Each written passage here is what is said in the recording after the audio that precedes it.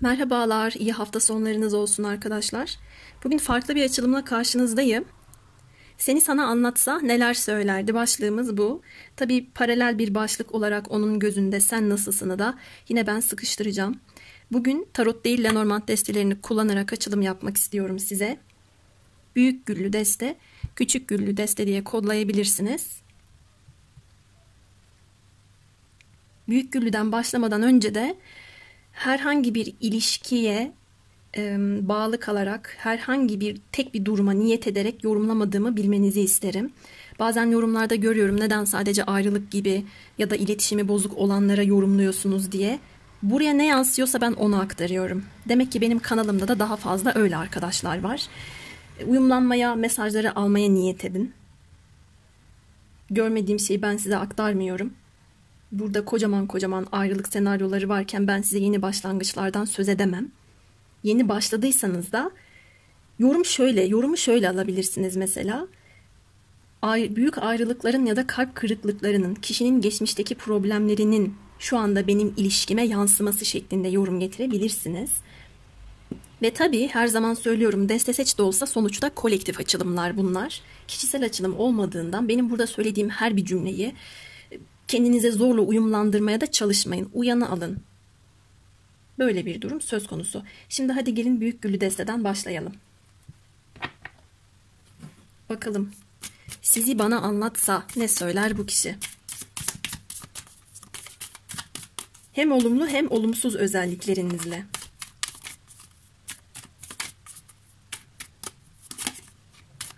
Duymaya hazır mısınız?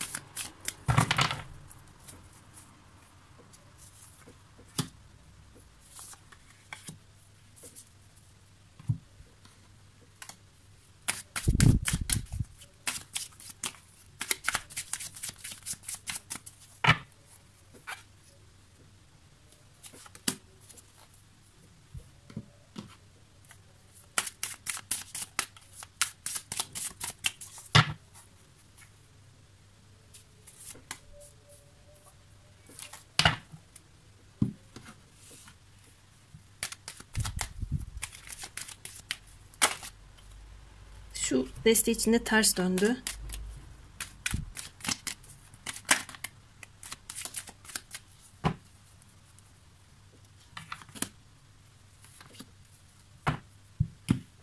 Şuraya da bir tane alabiliriz aslında.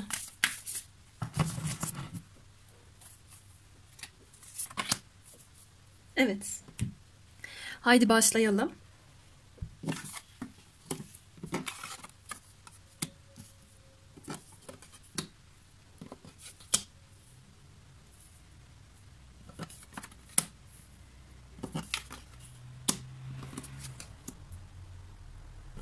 Yine aynı şeyle karşılaştım. Sizi de anlatıyor ama onun üzerindeki etkinizi de anlatıyor. Bulunduğu durumu da anlatıyor, ruh halini de anlatıyor.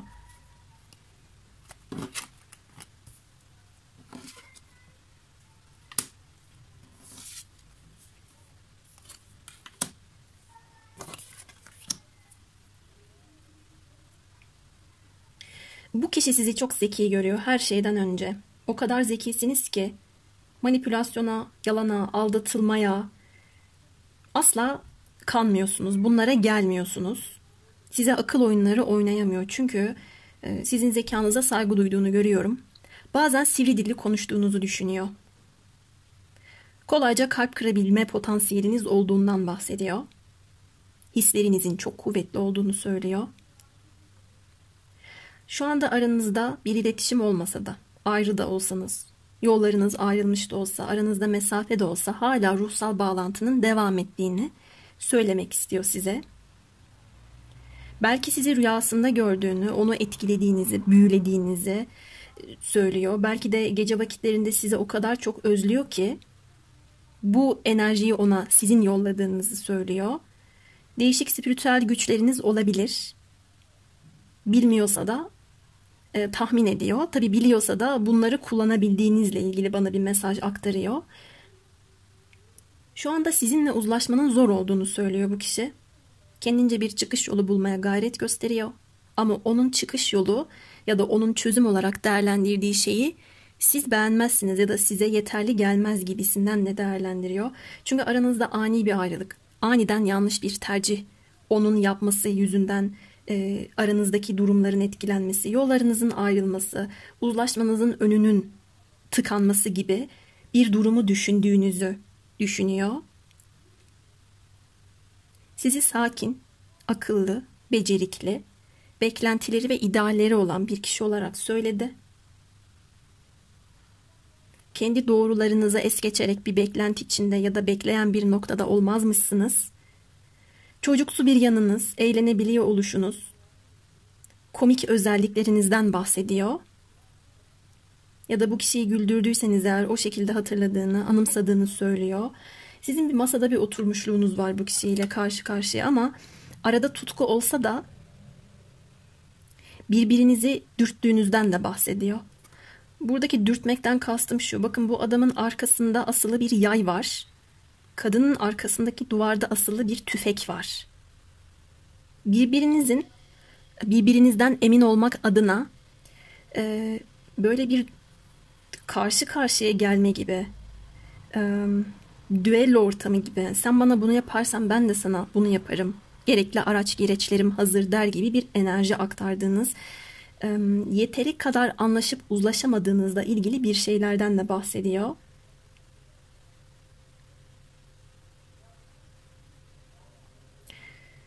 Hırçın olduğunuz ya da zaman zaman sinirlendiğiniz zaman bu kişinin gözünde ayrı bir güzelliğiniz olabilir. Bunu söylememiş de olabilir. Şu anda benim aracılığımla ilettiğini görüyorum. Ama burada şöyle bir durum var.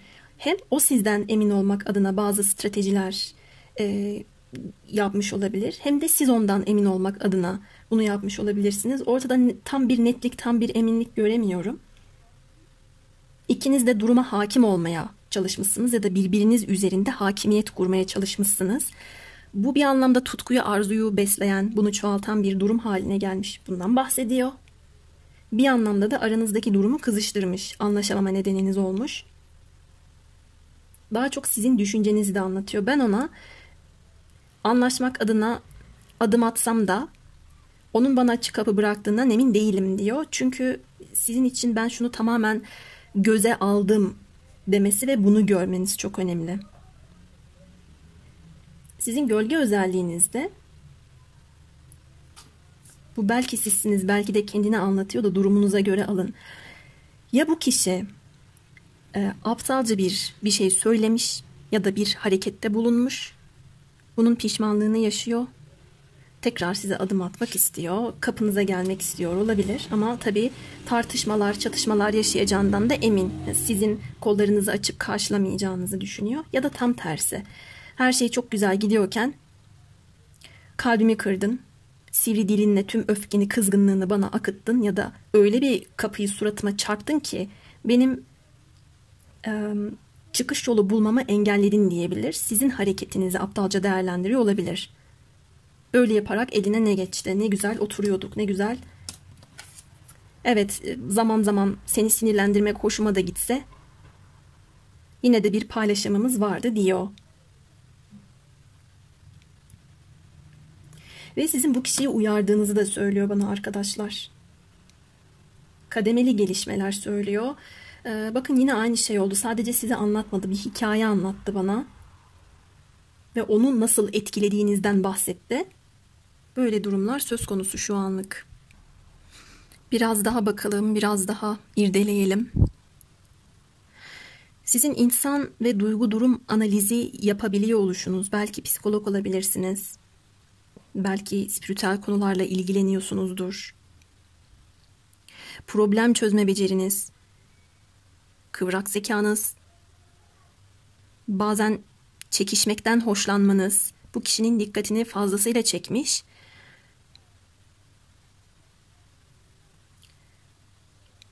Şöyle bir durum var. Sizin aniden ya bir iletişiminiz kopmuş ama bunu siz yapmışsınız gibi anlatıyor.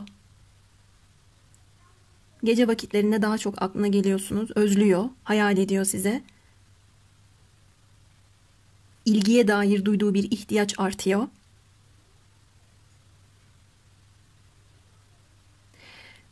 Bir parça bir mahcubiyet algıladım. Eğer sizi eğleniyor görüyorsa, dansa yeteneğiniz varsa, o duygu durumunuza hayranlık beslediğini, onun içinde olmak istediğini, o enerjiye kendisini açmak istediğini de görüyorum. Hiçbir şey olmasa da sen benim yanımda destek veren arkadaşım olarak kal ya da ben senin yanında böyle kalayım olmaz mı der gibi bir enerji yansıtıyor bana kartlarla baktığımda.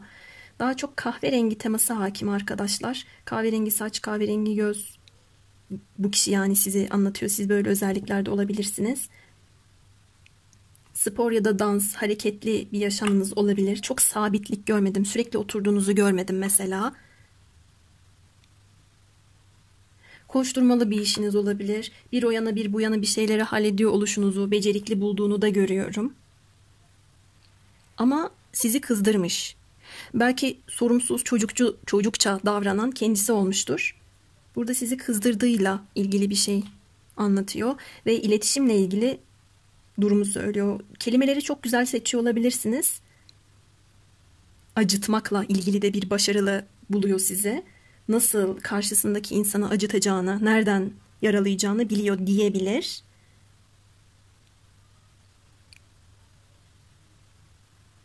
Ve bu kişiyle ilgili bir karar değiştirmiş olma durumunuzu anlatıyor.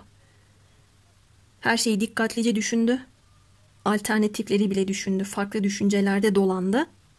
Şüphesinin olduğu noktada aniden bir şeyleri bitirdi diyebilir. Sizle alakalı böyle söylüyor. Devam ettireceğim ben biraz daha. Birbirinize bazı silahlar çekmişsiniz. Sizin silahınız, zekanız ve diliniz olmuş olabilir. Bu kişinin silahlarını bile elinden aldığınızı düşünüyor. Ama hala aradaki bağlantının kopmadığını söylüyor. Biraz daha anlat bana.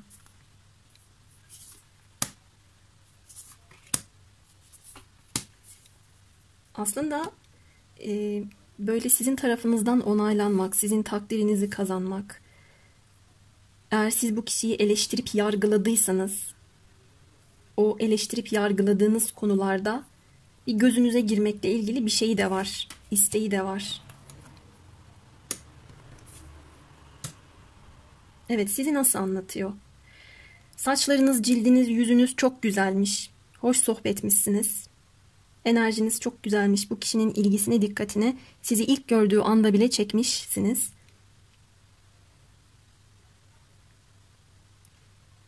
Hayat akışınız, enerjiniz, bolluk bereketiniz yerinde olabilir. Sizi kendi parasını da kazanmakta başarılı bir birey olarak değerlendirdiğini gördüm. Şu anda bana buz gibi soğuk diyebilir sizin için. Özlediğini hissediyorum ya da benimle alakalı olan durumları da hissetmeye çalıştığını, tarot videoları izlediğini biliyorum diyebilir sizin için. Ama tabii arada mesafeler, uzaklıklar, blokajlarla beraber bunu düşünüyor. Bunlara rağmen bunu yapıyor şeklinde değerlendirdiği çıkmış. Sizi çok inatçı görüyor. Güçlü bir duruşunuz var bu kişiye göre. Sağlamsınız, ödün vermiyorsunuz. Aranızda iletişim engeli varsa o kapıları hep aynı senaryo geliyor. Bakın kapattı, ben de sıkıştım kaldım. O kapının önünde çaresizlikle bekliyorum dediğini görüyorum. Şu anda sizinle işbirliği içinde olmadığından bahsediyor. Sizi bilgili, kültürlü bulduğunu söylüyor. Dik başlı diyor sizin için. O kadar garip bir şey ki bu kişinin sinirlerini bozan durumlarınız aynı zamanda size çekildiği durumlar haline de gelmiş. Ona meydan okuyuşunuz ona göre şaşırtıcı bir şey.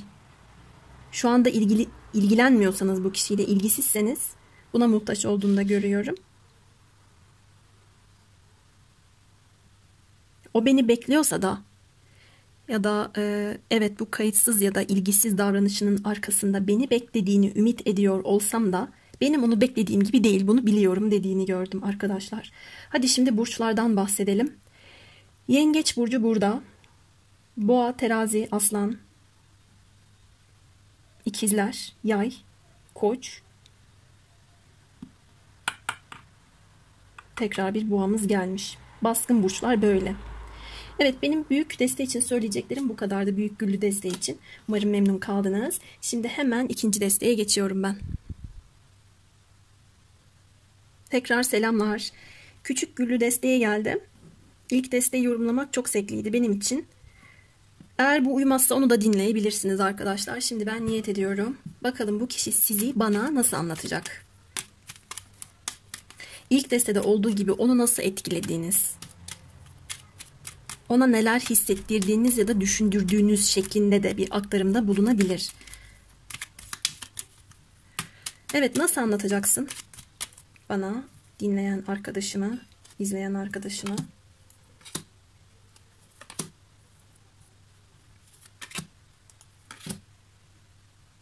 Çok kararsız kaldım. Ya şu ikisini de seçeceğim. Niye bilmiyorum. Şurada bir kararsız kaldım ben.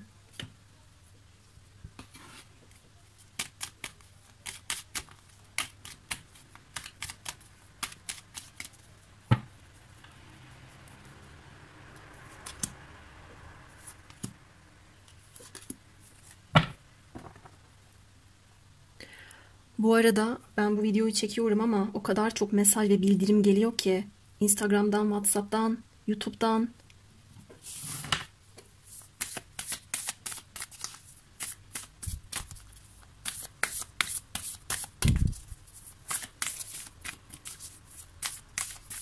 Umarım telefonum çalmaz.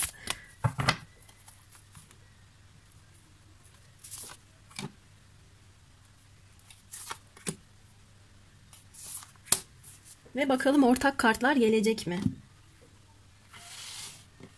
Sizi bana olumlu ve olumsuz özelliklerinizle anlatsın istiyorum. Hepimizin var olumlu olumsuz özelliği. Burada güzelleme yapmayacağım. Bakalım neleriniz varmış. Şöyle karıştıralım.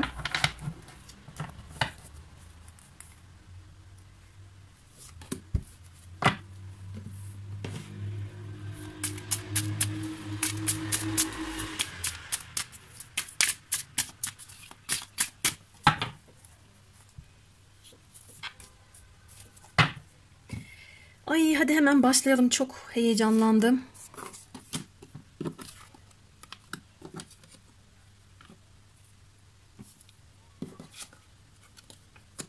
Mesela şimdi yani şu iki kartı gördüğümde ben ayrılık yorumlamayayım da ne yorumlayayım? Tamam, yani yeni başlangıca da uyarlamaya çalışacağım ama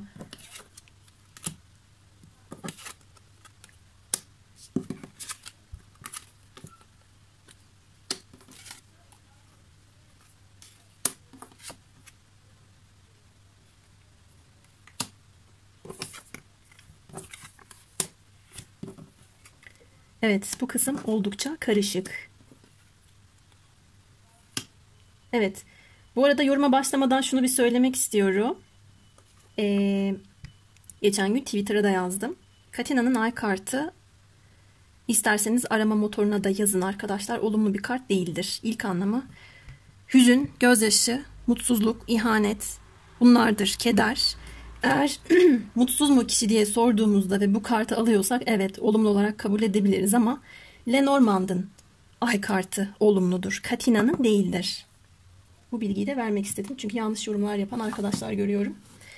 Evet, şimdi burada senaryo çok karışık. Karışık ve daha geçmişe uzanan. Her ne kadar şimdi teması geldiyse bile ilkbahar aylarına kadar bizi götürüyor. Bu kişi sizi bana nasıl anlatıyor biliyor musunuz? Bir hikayeyle anlattı. Sanki sizin gerçekten başınızdan güzel bir şeyler geçmiş, sonrasında aniden kopuşlar yaşamışsınız. Bu kişi sizi kaybetmiş, istikrarı bir türlü sağlayamamışsınız. Araya mesafeler, uzaklıklar girmiş, gözyaşları girmiş.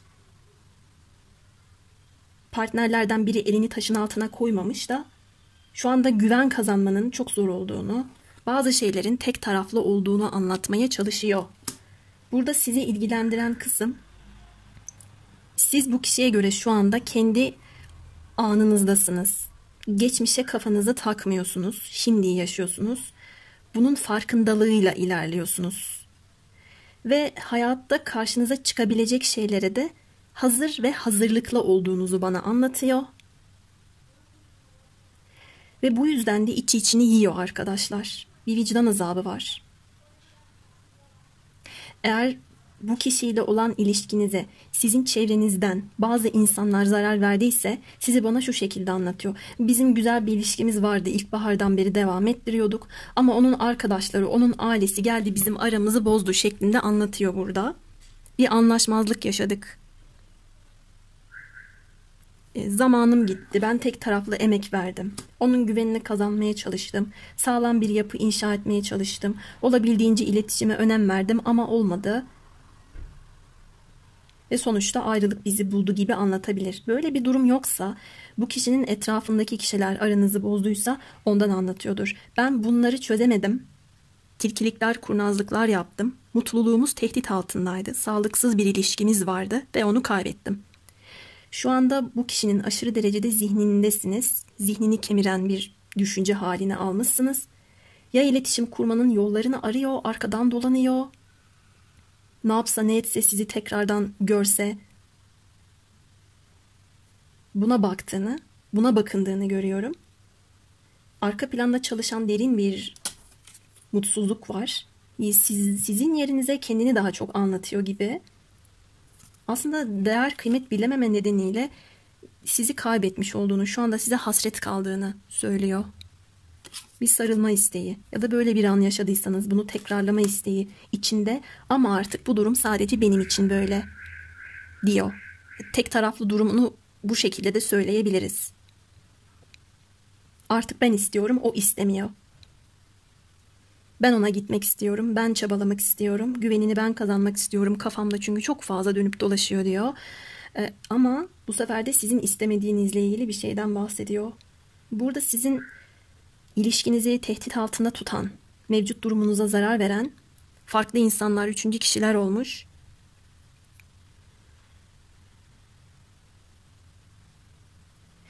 Ve siz uzaklaşmayı tercih etmiş olabilirsiniz. Hoş, burada arada uzaklık ya da mesafe kartlarının olduğunu da görüyorum da. Eğer siz bir şeyleri bitirdiyseniz bu kişi şu anda pişman arkadaşlar. Üzgün, gözyaşı döküyor, mutsuz. Belki hayatına sizi tam yerleştiremediği için. Ben senin hayatındayım, hayatında neredeyim? Hayatının neresindeyim? Bunu netleştiremediği için bunun pişmanlığını yaşıyor. Siz uzaklaştınız. Bazı şeylerin tek taraflı olmasını istemediniz. Ya da bu kişi sizin hayatınızda kendini var edemedi. Bir türlü istikrarı sağlayamadı. Zaman tükendi. Bazı şeyler geçti. Kariyer konularına fazlasıyla odaklanmış olabilir. Yine de sizle bir tamamlanma, bazı şeyleri tekrar inşa etme, sağlamlaştırma ve barışma isteğini gördüm.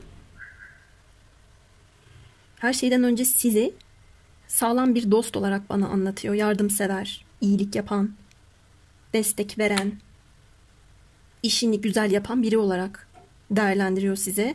Ruhsal olgunluk açısından ondan daha fazla donanıma sahip olabilirsiniz. Daha farklı bir yerde olduğunuzu söylüyor.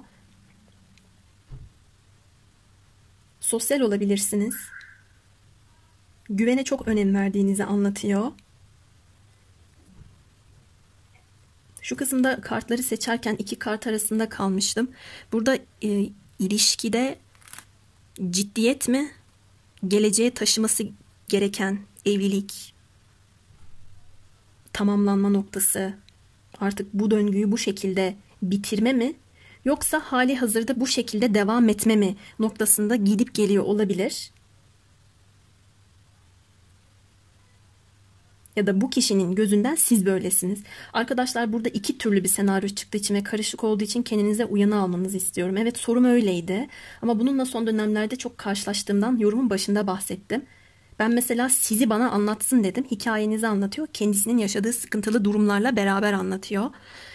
Siz bu kişiye göre kararlı, iddialı, inatçı, güvene, saygıya önem veren, sürdürülebilirliğe, tutarlılığa önem veren birisiniz. Tutarlılığa, pardon. Kariyer konusunda da ayaklarınızın yere sağlam basmasına önem veriyorsunuz.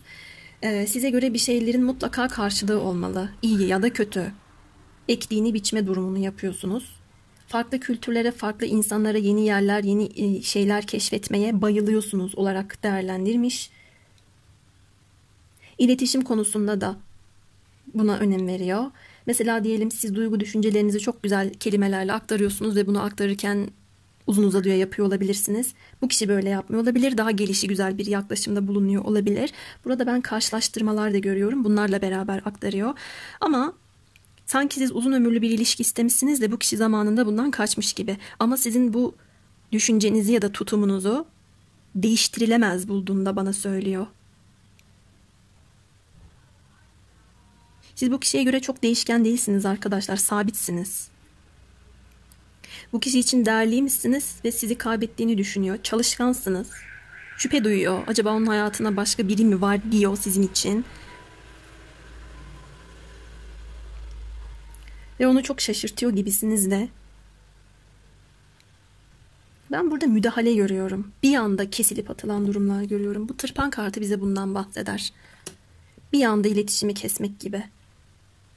Ya da bir anda bir şeyin müdahalesi ile ayrı düşmeniz gibi. Ani sinir, ani öfke, huzursuzluk, gerginlik gibi. Mesela sinirlendiyseniz siz ve bir eylemde bulunduysanız o davranışı sizden beklemiyormuş. Bunu kestirdiyse de bu davranış bana geldi gelecek dediyse de kaçan tavırlar sergilemiş olduğunu görüyorum. Sizin ya da bu kişinin vücudunda bir yara izi olabilir. Bir ameliyat izi gibi. Daha çok kemikler gelmiş, bacak, kol kasları. Buralara vurgu yapıyor, dişler.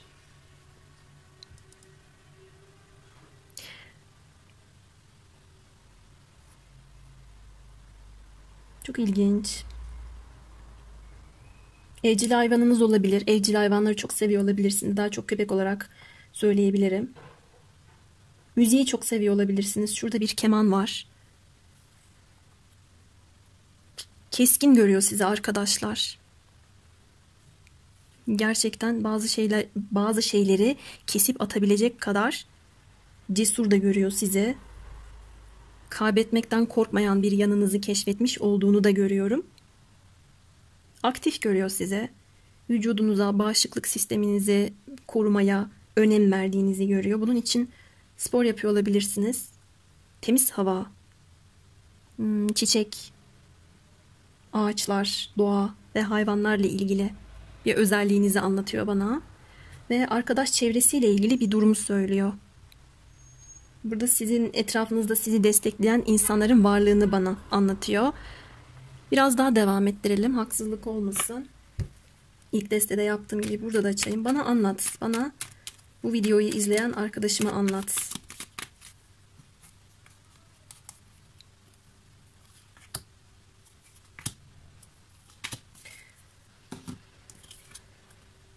Evet, yine bir köpek geldi. Size çok sadık, duyarlı, arkadaş canlısı.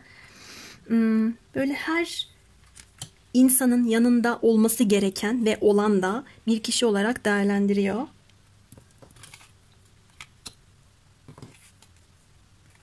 Hareketlisiniz. Felsefi bir bakış açınız var. Olaylara yüksek bir perspektiften bakabiliyorsunuz. Zaman zaman da ego yapabiliyorsunuz.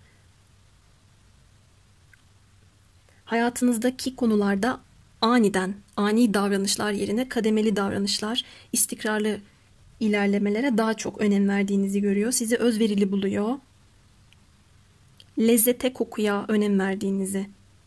Mesela güzel bir yemek, güzel kokmak, güzel kokan ortamlarda bulunmak, bunlara çok önem verdiğinizi bana anlatıyor.